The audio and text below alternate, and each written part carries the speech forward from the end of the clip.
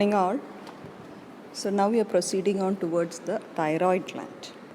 So you have finished the dissection of triangles of neck, and you know the midline structures of neck. So among the midline structures, you were taught one structure was the isthmus of thyroid gland. Do you remember isthmus of thyroid gland? So in this session, you have to know more about the thyroid gland, its position, location, then blood supply, applied aspect, like that. So first of all, do you know where this thyroid gland is located, or what is this thyroid gland? It is a highly vascular endocrine gland. Why you call it as endocrine gland? Because it is concerned with the production of T3 and T4. Okay. So T3 and T4 is stored there as iodinated thyroglobulin and released when required. So where is the position of thyroid gland? So what you see here is the laryngeal cartilages. This is the thyroid cartilage. Here you can see the cricoid cartilage. So these are the laryngeal cartilages, and this larynx is continuing down as trachea. So these are the tracheal rings. So you find the thyroid gland is found in and around the laryngeal and the tracheal cartilages and rings. Fine. So to be more precise, this thyroid gland has got two lateral lobes. These are the two lateral lobes, and they are joined in the center by isthmus. Fine. And each lateral lobe will extend from the oblique line of thyroid cartilage to the fifth or sixth tracheal ring. So that is the extent of each lateral lobe. Each lateral lobe will extend from the oblique line of thyroid cartilage till the fifth or sixth tracheal ring. Okay, and what about this isthmus? That isthmus will be lying around second to fourth tracheal rings. So that is the position and location of this thyroid gland. So read that it is a highly vascular endocrine gland, 25 grams in weight, having right and left lobes with an isthmus in the middle, and you find each lateral lobe is extending from the oblique line of thyroid cartilage to the level of fifth or sixth tracheal rings, and the isthmus will be lying opposite second to fourth tracheal rings. Okay. So that much you understood about the position of the thyroid gland, the location of thyroid gland. Okay. So now you should be familiar with some more terms that is closely associated with thyroid gland, and that is pyramidal lobe. So what you see here, look at that, what you see here, these are the two lateral lobes, and these lateral lobes is connected in the center by isthmus. Fine. So what happens is, not in all individuals, in certain individuals, you find a small extension of the glandular tissue, and that is what is termed as the pyramidal lobe. And this pyramidal lobe can extend up to the thyroid cartilage. And the importance of this pyramidal lobe is, you can consider it as a remnant of the thyroglossal duct, which was there in the development of the thyroid gland. So this pyramidal lobe you won't find in all individuals. In certain individuals, extending from the isthmus, or in certain cases it will be extending from the left lobe, you find a small glandular extension termed as the pyramidal lobe. Fine. And always remember, this pyramidal lobe has got some significance in development. It is some after effect. It is produced as a result of some thyroglossal. So actually this thyroid gland is produced from the thyroglossal duct. And later what happens is, this whole of this thyroglossal duct will degenerate, but that part which lies very close to the thyroid gland will persist and become this pyramidal lobe. So that is the embryological significance that you should remember. Okay. So now what are you seeing? You are seeing two lateral lobes here, and these lateral lobes, and this is the isthmus, and you find a small extension of glandular tissue. So that's actually a glandular tissue termed as the pyramidal lobe.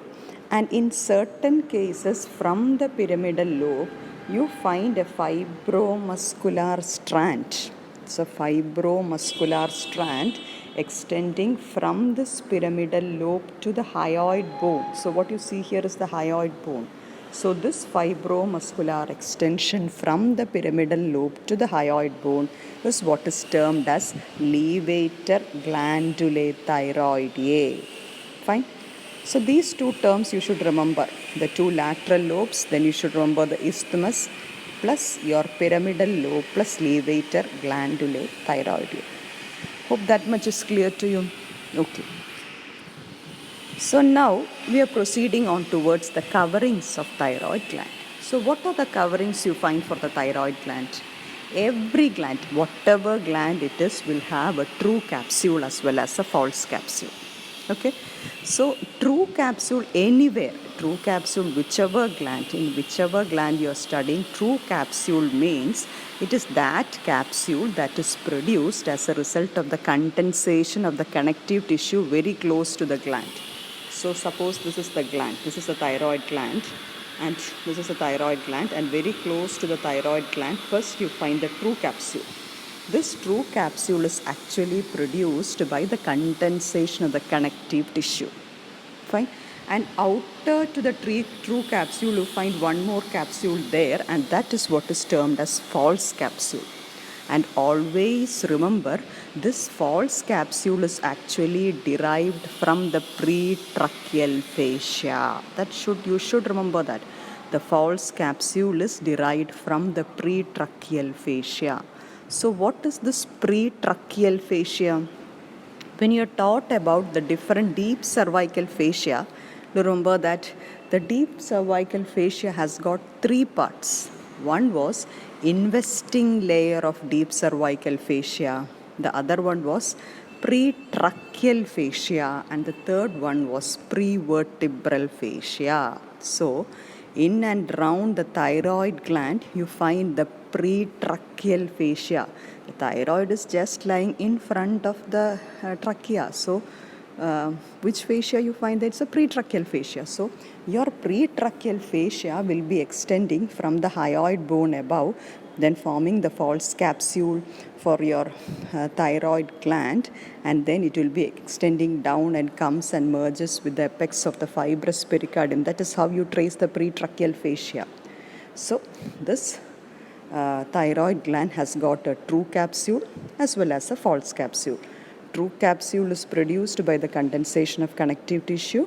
Outer to that you find the false capsule. And false capsule is produced by the pretracheal fascia. And this pretracheal fascia is actually one part of the deep cervical fascia. And once you are thinking of the pretracheal fascia around the thyroid gland, the next term that you should remember is ligament of Berry. So what is this ligament of Berry actually? You see it's marked there, ligament of Berry here. So what is this ligament of Berry? It is actually a thickening of the pretracheal fascia which will attach the posterolateral surface, or it will attach the lateral lobe to the cricoid cartilage. So this lateral lobe is attached, or it's a thickening of the pretracheal fascia which connects the lateral lobe to the arch of cricoid cartilage. That's actually a thickening of the pretracheal fascia, and that fascia is what is termed as ligament of Berry. And this ligament of Berry becomes very important in the surgical dissection, or while you're doing a thyroidectomy, this dissection of this ligament of Berry becomes very important. One more significance is there for the ligament of Berry. Do you know what is it? That is, your thyroid gland moves up and down with deglutition. Why? One of the main identifying features, you find different midline structures in neck. You have to differentiate between different midline structures. So how you say that is the thyroid gland is, you look for whether the swelling is going up and down with deglutition. So that is mainly responsible, or that is produced by one factor contributing for that is this ligament of Berry. Fine. So what is ligament of Berry? It is actually a modification of pretracheal fascia from the lateral lobe to the arch of cricoid cartilage.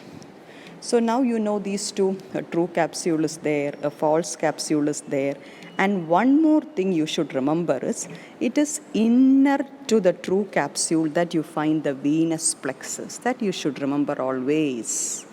You find the thyroid gland. Outer to that you find the true capsule that is produced by the condensation of the connective tissue. Still outer to that, derived from the pretracheal, you have got the false capsule. Then the false capsule is modified to form the, or not the false capsule, the ligament of Berry is modified to form the ligament of Berry is formed from the pretracheal fascia, and it is inner to the true capsule that you find the venous plexus. So while removing the gland, we'll remove the gland plus the true capsule. That's important. Hope you understood it. Okay. So read that. The true capsule is the condensation of the connective tissue at the periphery of the gland, and false capsule is actually produced by the pretracheal layer of deep cervical fascia. And one thing you have to remember there is the ligament of Berry, and one factor which helps for thyroid gland moving up and down with deglutition. Okay. So with that, we finished the positions of the thyroid gland. The positions are over. You know something about the capsule also. So now we are proceeding on towards the relations of the thyroid gland. So you know the thyroid gland has got two lateral lobes and it is joined in the center by isthmus. Fine. So two lateral lobes joining in the center by isthmus. So each lateral lobe will have three surfaces and two borders. That is important, three surfaces and two borders. Three surfaces means one is a superficial surface, the other is the medial surface, and the third one is the posterolateral surface. So just imagine the thyroid gland around your tracheal rings and laryngeal cartilage.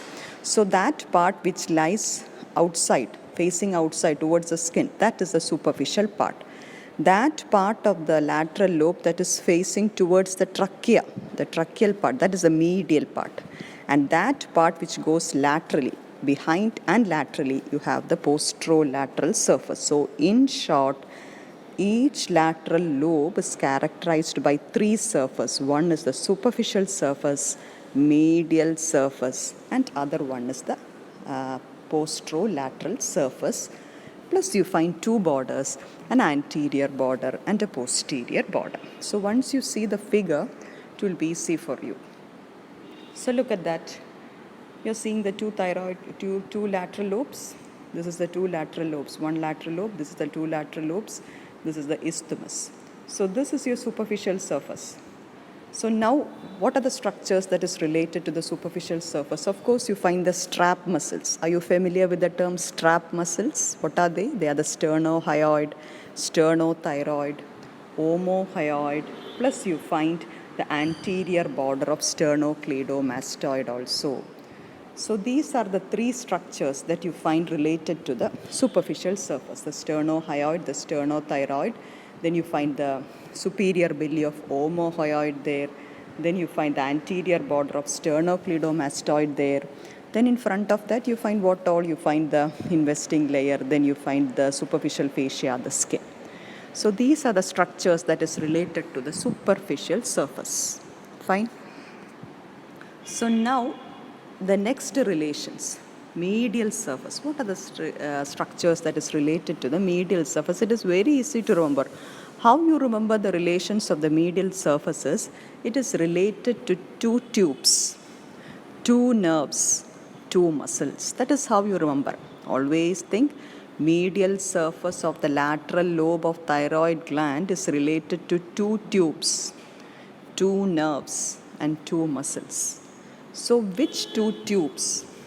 These are the two tubes you see there. Which two tubes means you find the larynx is continuing as the trachea. So that is the first tube. Then the second tube is the pharynx is continuing down as esophagus. So these are the two tubes. First the larynx continuing down as the trachea, and then you have the pharynx continuing down as the esophagus. So these are the two tubes you find. Then it is related to two muscles. One muscle is this. You are seeing a muscle there, and that is the cricothyroid muscle. So in the upper part, it is related to cricothyroid muscle, and in the lower part, you find it is related to what? Inferior constrictor. Look at that. Just read that. It is related to two tubes, larynx continuing as trachea, pharynx continuing as esophagus, two muscles, inferior constrictor and cricothyroid, and two nerves also it is related. One is external laryngeal nerve and other is the recurrent laryngeal nerve. So look at that figure. Now in this figure what we have done is we have removed the thyroid gland, and for you to see all these muscles, two tubes you understood, the first two tubes. This is the cricothyroid muscle. In the center you are seeing the cricothyroid muscle. This is the cricothyroid muscle, and behind you find this is the inferior constrictor. So the lateral lobes comes here. So that is how it is related to these two muscles, the cricothyroid, and next is the inferior constrictor. Then you said two nerves. One is the external laryngeal nerve, the other one is recurrent laryngeal nerve. So this cricothyroid muscle is supplied by the external laryngeal nerve, and one more nerve is related to the lower pole of the thyroid gland, and that is the recurrent laryngeal nerve. So it is very easy to remember. The upper pole is related to one nerve, that is the external laryngeal nerve, which goes and supplies the cricothyroid muscle. The lower pole is related to recurrent laryngeal nerve. So the medial surface related to two tubes, two nerves, two muscles. Which two tubes? The larynx continuing down as trachea, first tube. Second tube, the pharynx continuing down as the esophagus. Two muscles, name the two muscles. One, cricothyroid. Two, cricothyroid inferior constrictor. Two nerves, external laryngeal nerve. Next one, recurrent laryngeal nerve. Fine. All these external laryngeal nerve and recurrent laryngeal nerve, all these are branches coming from vagus. Recurrent laryngeal nerve is a direct branch coming from vagus. This external laryngeal nerve is a branch of superior laryngeal nerve, which in turn is a branch of vagus. Fine. So you understood the relations of the medial surface. Now we are going on towards the last, posterolateral surface. So posterolateral surface is related to carotid sheath and its contents. So it is that part which lies behind, posteriorly, posterolaterally. So there you find the carotid sheath. Do you remember the structures present in the carotid sheath? You have got the common carotid artery, internal jugular vein, vagus. All of them will be covered with an anterior wall as well as the posterior wall of the carotid sheath. So that is the main relation that you should remember, related to the posterolateral surface, and that is the carotid sheath and its contents. And behind the carotid sheath you find the sympathetic chain plus the prevertebral fascia. So these are the three structures you should remember for the posterolateral surface: carotid sheath and its contents. Behind that you find the sympathetic chain, prevertebral fascia. Fine. So look at that. What you see here, this is your lateral lobe. On either side you are seeing the lateral lobe.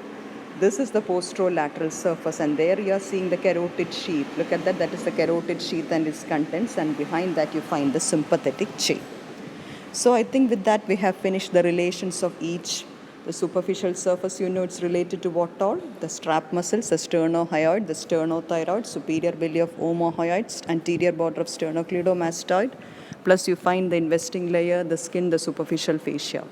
Then what about the medial surface? It is related to two tubes, two nerves, two muscles. The posterolateral surface is related to what all? The carotid sheath and its contents, the sympathetic chain and the prevertebral fascia. So with that we finish the different relations of each different lobes of each lateral lobe, each surfaces of the lateral lobe. So now I told you have got two borders also for each lobe. Do you remember? An anterior border and a posterior border.